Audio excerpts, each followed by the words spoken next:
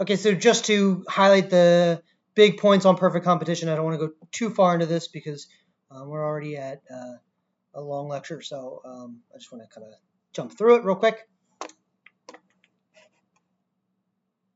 Okay, so there's going to be little product differentiation in perfect competition. So an apple is an apple is an apple, regardless of where you're getting it, whatever firm makes it. If they charge a little bit higher than the next apple producer, well, guess what? Nobody buys it. So that's firms as price takers.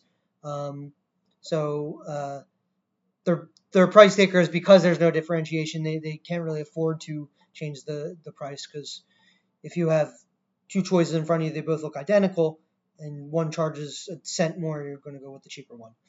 Okay, if you're acting rationally, at least. And then there's free entry and exit in perfect competition, and that just means that there's really like low barriers to become a competitor within perfect competition. Okay, and we said that based on marginal analysis, you're going to produce as long as marginal revenue is greater than your marginal cost, and that the optimal quantity occurs when marginal revenue equals marginal cost. So as long as marginal revenue is greater than marginal cost, your profits will increase. And then once they're equalized, that's the maximum profit you can possibly get. Okay. In the short run, firms are perfectly elastic, or have perfectly elastic demand. That goes back to them being price takers.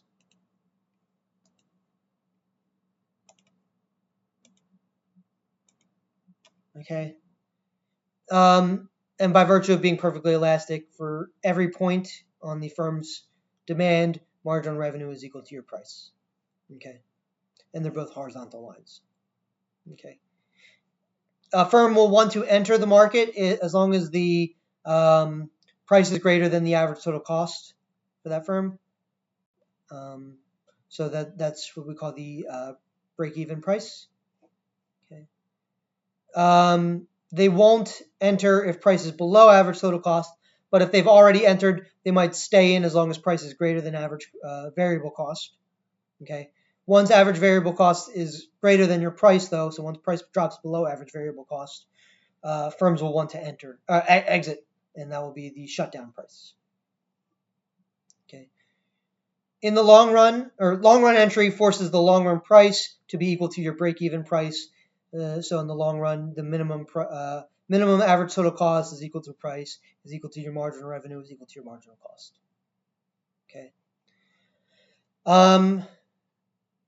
And then I should change this this only applies for constant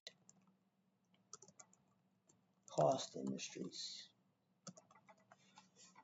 So there will be perfectly elastic demand for both the firm and the industry when the cost is constant for the industry. Okay. And this goes to the last point of the last slide. Not super important, but if the cost increases, so if your average total cost shifts up when there are more firms, well, then your supply function will shift upwards. And if it's vice versa, downwards. Okay. So what is Monopoly? It's a board game. Monopoly is actually a board game, believe it or not, about a particular. It's called like the renter or the landlord's problem. It originally derived as a socialist critique of the landlord system.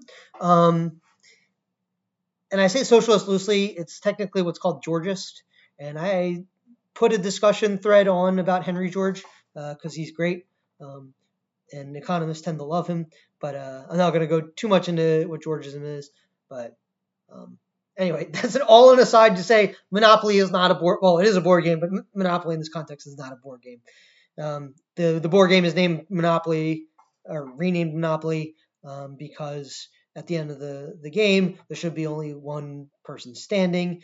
But of course, as we all know, in a real game of Monopoly, it's just whoever gets the least angry or whoever stays awake the longest basically wins because that game lasts forever. Okay. In real terms, monopoly is just an industry in which one firm remains. Okay, so I'm going to stop the video here, and we're going to talk about the characteristics of Monopoly.